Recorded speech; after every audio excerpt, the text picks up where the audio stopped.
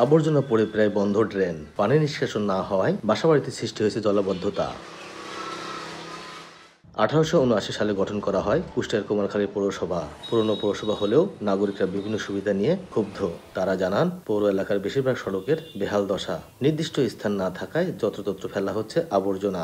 নাজুক ড্রেনেজ ব্যবস্থার কারণে সামান্য বৃষ্টিতে সৃষ্টি হয় জলাবদ্ধতা। এমনকি নাগরিক বিভিন্ন সুবিধা নিতে এসে পৌর ভবনে বাসিন্দাদের অপেক্ষা করতে হয় দীর্ঘ সময়। পৌরসভাতে বসবাস করে পৌরসভার সমস্ত সুবিধা এরকম পায় না। ময়লার ভাগাড়ের কারণে এই চলাফেরার খুব মানে অসুবিধা হয়, দুর্গন্ধ হয়। রাত্রে লাইট থাকে না ল্যাম্পপোস্টে, সোজা রাস্তাতেও আমাদের রাত্রে ভোগান্তির মধ্যে শিকার হইতে হয়। পৌরসভার আশেপাশে অনেক রাস্তায় অকেজ হয়ে পড়ে আছে। সরকারের কাছে এটা নিয়ে আমরা বিনীত অনুরোধ যে এটা যেন খুবই দ্রুত সংস্কার করা হয়। শীঘ্রই সমস্যা সমাধানের গতানুগতিক আশ্বাস পৌর প্রশাসকের।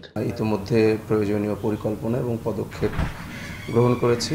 আশা করি খুব অল্প সময়ের মধ্যে পৌরবাসী এই কার্যক্রমের যথাযথ যে উপকার সেটি পাবে। প্রায় 11 বর্গ কিলোমিটার আয়তনের কুমারখালী পৌরসভায় প্রায় 60,000 মানুষ বসবাস করেন। এস এম রাশেদ, সময় সংবাদ, কুষ্টিয়া।